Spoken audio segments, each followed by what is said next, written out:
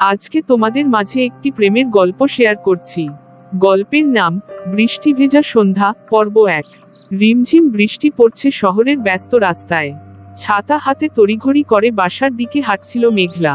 Office শেষে ক্লান্ত শরীর, তার উপর হালকা ঠান্ডা বাতাস, সবকিছু যেন আরো ভারী করে তুলেছিল বিকেলের এই সময়টাকে। হঠাৎ করেই পিছন থেকে একটা পরিচিত গলা ভেসে এলো, এই ছাতাটা একটু ভাগ করে নিও, না হলে আমিও ভিজে যাব। মেঘলা ঘুরে তাকালো।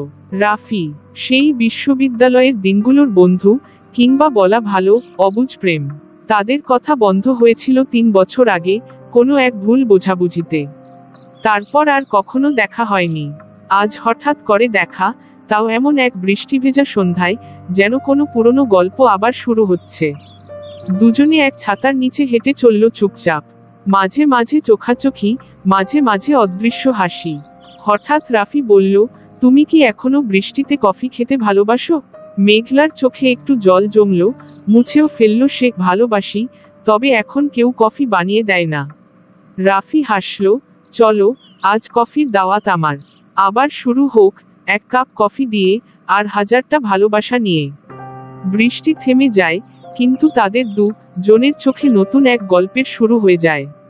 দ্বিতীয় পর্বের জন্য চ্যানেলটি সাবস্ক্রাইব করে পাশে থাকুন। আগামীকাল দেওয়া হবে দ্বিতীয় পর্ব।